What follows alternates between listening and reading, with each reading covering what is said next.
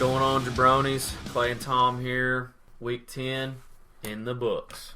Yes, it is. Week 11 coming up. It's going to be an interesting week this week. Last week, crazy. One of the craziest weeks I've ever seen in the NFL. It was amazing. The wins, the losses, the huge plays. It was crazy. The fold-ups, like old lawn chairs. Peyton Manning goes for the record, then immediately gets benched. The Bungles lose their first game of the season. No doubt. To the Texans. To the Texans. Texans made them look bad, man. They really did. Andy Dalton let me down. Lost to Luke. Ginger Nation. Wah, wah, wah. In other sports news, our second favorite sport, probably behind the NFL, Ultimate Fighting Championship, Ronda Rousey gets KO'd by Holly Holm. Beautiful. She's hurt, isn't she? She's hurt. Holly looking to finish. Holly Holm is the new UFC bantamweight champion of the world. Just listen to the crowd in that clip. They were amped up. It was one of the first events they've had in Australia. It was a big deal. Everyone was betting on Rousey.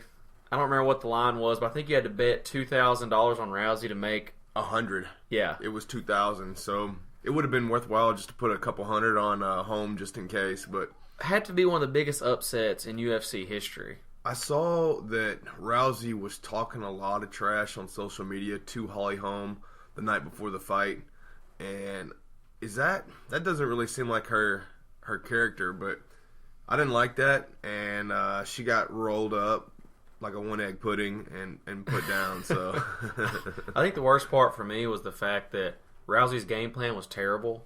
She played right into Holmes' hands. I don't understand how she managed to do an entire training camp and then walk right into Holmes' punches for 2 rounds. yeah, and not even like change up her game plan. It was weird. Probably the worst game plan since Rich Franklin versus Anderson Silva Part 1. Another thing that happened this weekend, the Hogs beat the LSU Tigers. No doubt. That was awesome, man. They took it to them throughout the whole game. It was amazing. I didn't think Arkansas had it in them. I didn't get a chance to watch the fight or the game because I went to the Breaking Benjamin Shinedown Seven Dust concert, which was amazing. Sure. Every 5 minutes during the concert, we were hearing, "Woo, Pig Suey!" Oh, man. So I'm sitting there checking my phone. The amount of big plays was crazy in that game. Well, we had three or four plays over 50 yards. I couldn't believe it. Hogs are getting hot, just like baller status in Hate the Game League. Yeah, you've come a long way from 0-3, that's for sure. What else you got from Week 10 of the season, Tom? Brandon Whedon was released by the Cowboys. Thought that was pretty funny. He kind of crybabied a few weeks ago whenever Castle was taken over, and now he's cut. So enjoy your season from your couch. He probably still has a lot more money than we do. Panthers and Patriots still undefeated. Both the teams are looking great, honestly. The Patriots almost lost to the Giants. They did. That was crazy. Packers. Cody, what is wrong with your Green Bay Packers? They've lost 3 in a row. And they look terrible in the process. No doubt. How about Big Ben Roethlisberger? Wasn't even supposed to play. The starting quarterback gets injured. He comes in, blows it up, 3 touchdowns, 27 points. Antonio Brown for Juicy Fish Taco, 37 point whatever points. Highest scoring player in the league. Nuts, man. And that's with nuts. Ben only playing, 3 quarters? Yeah, something like that. So I'd like to thank Landry Jones for at least staying in long enough to secure my victory over Juicy Fish Taco. He could have had 60 with Ben in there the whole game, you know? Broncos, 2-game skid. They're getting worse and worse. Plus Peyton Manning. It's just, I'm glad the Chiefs won. Let's put it that way. Well, they got Osweiler coming in. Watch him blow it up and win him a couple of games in the season. Now there's only one thing left. Thunder Cookie. I got 2 good ones for you. Peyton Manning, you got to get a Thunder Cookie, man. You blew up Brett Favre's all-time passing record and then proceeded to throw 4 interceptions. And then you got benched. That's worth a couple more. I watched that game. I could not believe it. Honestly, as a Chiefs fan, they have not beat the Peyton Manning Broncos. Right. So it's at 3 years of losing to the Broncos. I fully expect a loss there, and we come out and straight dominate the Broncos. Looked like they were throwing gasoline on a fire with those picks. Thunder Cookie number 2. Andy Dalton. Dude, you screwed me big time. You screwed the freaking pooch. I have to give you a Thunder Cookie because you took J.J. Watt's comment to heart and you really like crybabied in your little interview and you're just a little puss.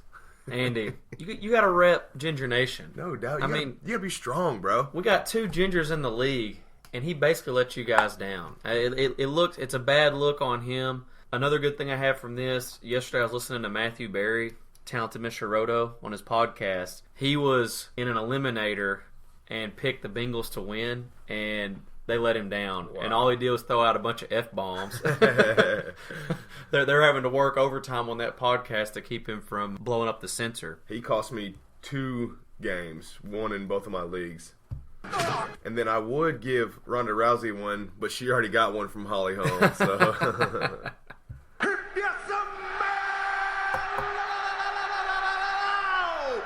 Clay Jones. Is cooking. 2 numbers this week. First one, 5. lay it on me. Number of Peyton Manning completions on Sunday. Wow. Why is it interesting, you ask? Also, the number of field goals the Kansas City Chiefs kicker, Cairo Santos, made. Kansas City couldn't get in the red zone for anything, man. I just think it's amazing that a guy like Peyton Manning, even on his worst day, has the same amount of completions that a field goal kicker has made field goals. How about 5 completions versus 4 picks? So technically that's 9 completions, but 4 of them were to the other team. Second one I got, following the crazy week in the NFL, 6. Lay it on me, man. The number of 75-plus yard passing touchdowns on Sunday. Wow. That is actually an NFL record.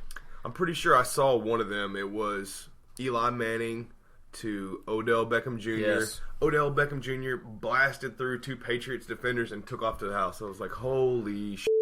Gronk had one, obviously, because Cromer, he's Gronking everybody. No doubt. Jacandrick West had one, obviously, also playing for Cromer. Langford had one for the Bears. And there's a couple more, but those are the main ones that I remember. And I was watching the Red Zone over at my father-in-law's house. Could not believe every 5 minutes it seemed like someone was breaking off a huge touchdown. Yep. So it was it was a good day for offense if you like that, especially for fantasy. None of those guys were on my team, so it was.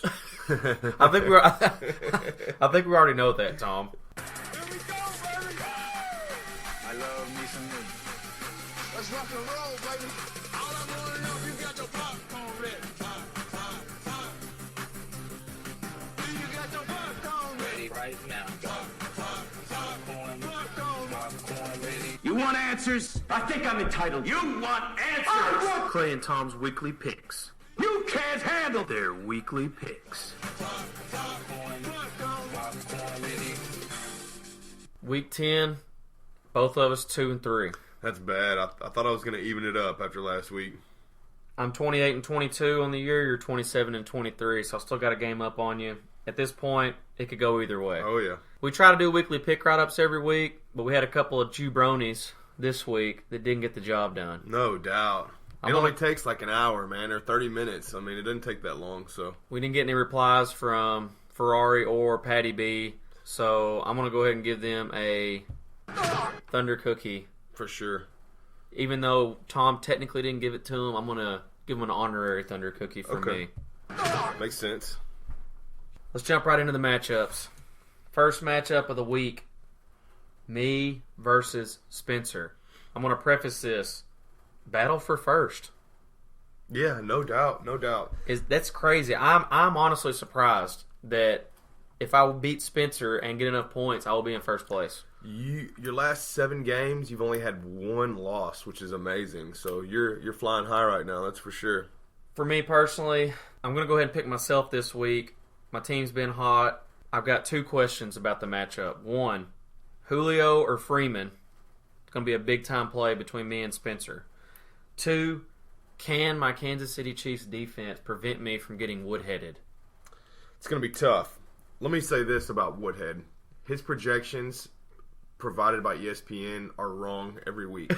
So whatever he's projected, you need to add 7 to 10 points, and then you're probably more on points. I'm also going to go Clay here. Your team's doing really well. You're on a roll.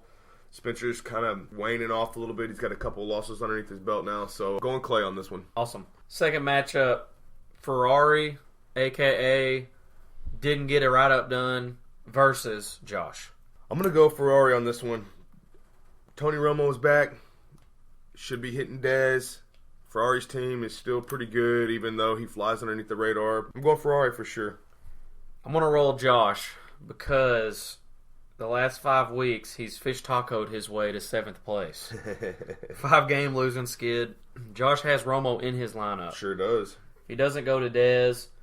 I think that he'll get some big points this week, especially playing Josh's Dolphins. When we know their defense is not very good. Right, and I noticed that Josh flushed all of his Dolphin players off of his roster recently. So. I need me a little toilet bowl swirl for that one. Third matchup, we got Chromosome, Chrome Dome, Chromedia versus Luke, Numbers Guy. Great lunch last week with Pat C. and Luke. Oh, yeah, that was awesome. Good times, guys. Pat Cromer, Chromedia, Chromosome. Dude's team is strong, and he also has Gronk, and Gronk has been tearing it up week in and week out. Oh, man. Luke traded away some of his studs. It could be a toss-up when Luke gets yelled in on what kind of points he gets, but based on the last performance against me, he beat me, but it was not by much. Cromer flies way higher than that on average, so I'm going Cromer here. Same thing. Johnson's been gronking his way up the standings. He does just enough to edge the Brady Bunch this week. Oh, yeah. Fourth matchup, we got the Asian Persuasion versus the somewhat smarter Caveman. Hey, I like Pele's team. I do. And let me just tell the whole league here. I was really surprised when I woke up this morning and checked my lineup that I didn't have Amendola on my fucking roster. Hey, and that's why I labeled him the somewhat smarter Caveman. Cody, kudos to you for making a good move for once. Well, Cody's team was already stacked anyway. He's just had some unlucky matchups. His team flies high, gets a lot of points. I'm going Cody here. Also going Cody. His matchups are great this week. And although Pele was lucky enough to overcome fantasy poison, C.J. Anderson, he will not do it 2 weeks in a row. Agreed. Going Cody. Last matchup. Very interesting matchup from my end. We got bald guy over here next to me, Tom, versus the little bit more moist fish taco. Well, no Antonio Brown this week means no win, as far as I'm concerned. It's going to be a close matchup. We're projected very similar. Patrick, your team is good, but it's really only about as good as my team because we have the same record, bro. I'm going to pick you this week as well, Tom. Sloppy Seconds lost for the first time last week. You're kind of a subpar manager. But there's no doubt about that. But Patrick has not won a game without Roethlisberger for one, and this will be the first week he hasn't played with Antonio Brown, who has accounted for at least 30% of his points every week. Agreed. He doesn't get it this week. I feel like you get the job done and make me look smart. It's hard to make you look smart.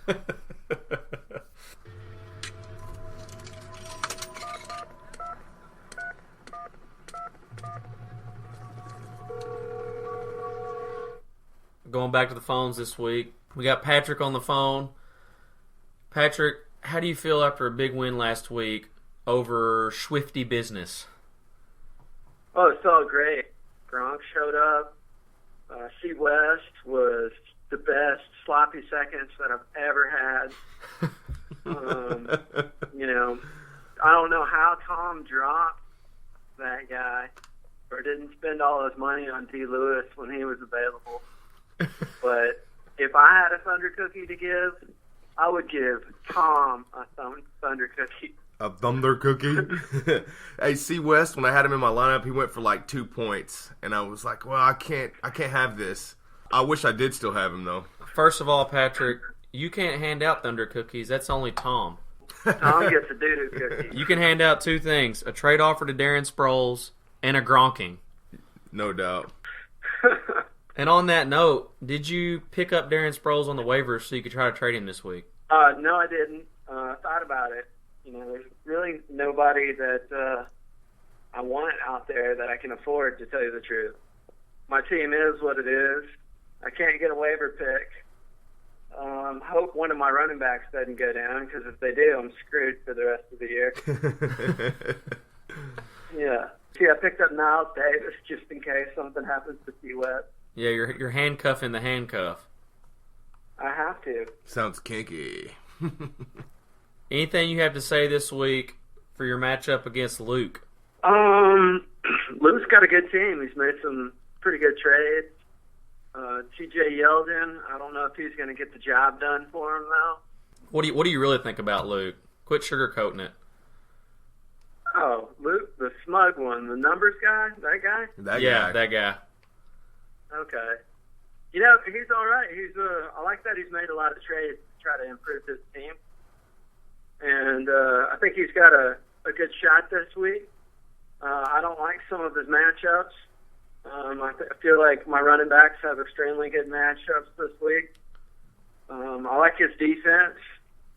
The Eagles at Tampa Bay, I mean, Jameis Winston is a turnover machine. I think they're going to have a big day. So I just hope my Broncos show up. At least they don't have Peyton Manning throwing pick sixes, so that should help their defense a little bit. Is this coming from Cromer or is this Matthew Berry? Wait, you don't like my feedback? No, it's great. I was just talking a little trash. We're getting all kinds of analysis. Luke's probably wetting himself right now. Since you also have Spencer with you, apparently, I don't know if you guys are involved in some sort of afternoon delight rendezvous or whatever. Spencer, what do you got this week, buddy? I don't know. I'm eating pizza right now. Spencer, our tongue-tied friend. Here's what I'm going to say to you, Spencer. I hate you. Until Tuesday. Thank you. I'm doing that. Quit trying to be like me, Clay. You can't be like me. You can't be first. So quit trying. Hey, you got two people knocking on number one's door, that's for sure. I'm pretty sure Patrick's been knocking on your number 2 door as well. No doubt. All right, the podcast is completely falling off the rails. I'll see you guys this week. Thanks for giving us a little bit of a chat. Hey, good luck with your matchups, guys. Well, there you have it, jabronis. The definitive Patrick plus Spencer interview for Hate the Game League. Wasn't the best interview that we've done. Probably also not the worst. True. I would say that you and me are probably the most mediocre interviewers out there. Yeah, especially off the cuff. I think we did a great job for what we had to work with. You'd keep your mouth shut if you knew it was good for you, buddy. Jumping into something a little more interesting, Smack Talk of the Week. We referenced this earlier. Got to throw it out there right off the bat. And our goal was to come out here and make the Red Rifle look like a Red Ryder BB gun. So J.J. Watt, after the fact, blaylocked Andy Dalton, basically. Pretty much. If they win, we're trying to make them look like the Red Ryder BB gun. Definitely a clever statement. Funny. I wish he would have said it beforehand. Yeah. But what made it worse was Andy Dalton didn't really have any sort of a rebuttal. Here's what he had to say. There's a lot of kids and a lot of people that look up to him, and for him to make comments like that, he's just showing that that's acceptable to do that kind of stuff and say that kind of stuff. Awful. Here comes J.J. Watt with some pretty good smack talk, and all your ginger guy can come up with is that he let all the kids down that look up to him. Everybody looks up to J.J. Watt. Dude's massive. And Andy Dalton is now considered a bitch. Last thing I got on Smack Talk, Cam Newton, after scoring, the 4th touchdown or whatever against Tennessee, did a dance. And while he was dancing, one of the linebackers came up to him to get in his face. And as the referee was pushing him out, he was still dancing. Yeah. Cam Newton, kudos to you on throwing the dance out there. Someone on the internet, a mother, wrote a letter to Cam Newton Complaining about his dance and how inappropriate it was. So apparently people are just getting butthurt this week. Well, and she told her little daughter to avert her eyes from Cam Newton and then look at the cheerleaders on the side. Hey, that's a good idea. They're scantily clad and they're being objectified for a couple $100 a game. So hey, I would much rather look at a chick bending over than a dude dancing in football pads. Agreed. All right, Tom.